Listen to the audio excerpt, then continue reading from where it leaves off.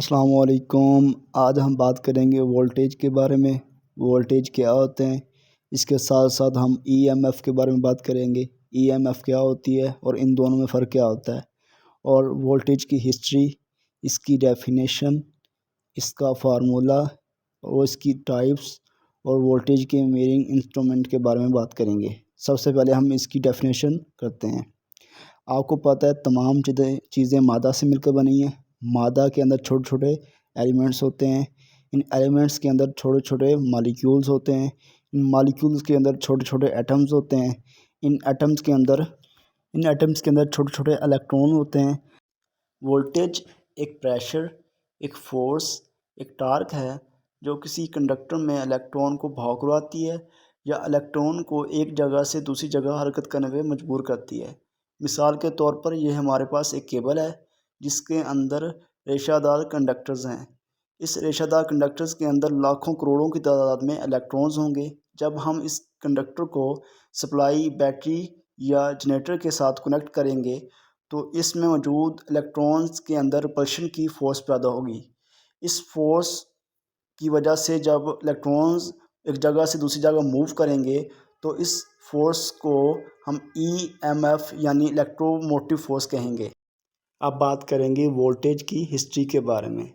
1745 में पैदा होने वाले इटालियन साइंटिस्ट अलेसैंड्रो वोल्टा ने इसको मुतारफ़ करवाया।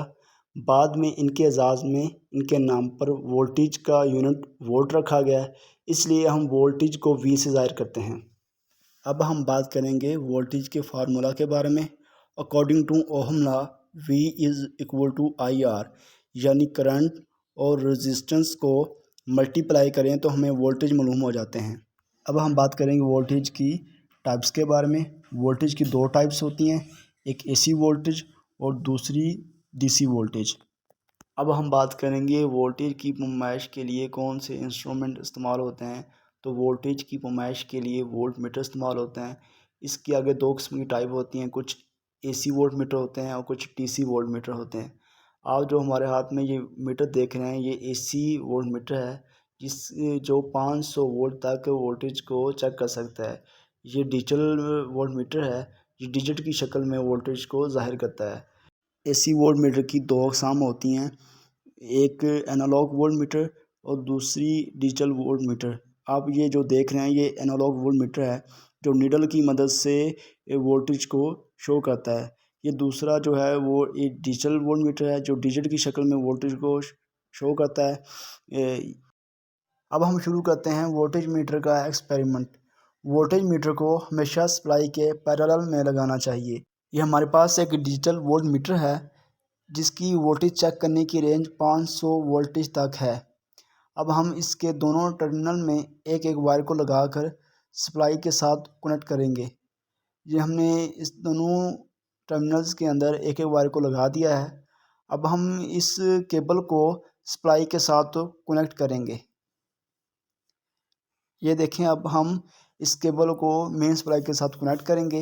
ये हमारे पास एक कनेक्टर है जिसके अंदर सप्लाई है।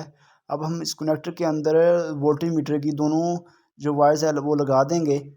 अब हमने वोल्टेज मीटर को सप्लाई के साथ कनेक्ट कर दिया है। अब हम सप्लाई को ऑन करते हैं। ये देखें, हमने सप्लाई को ऑन कर दी है।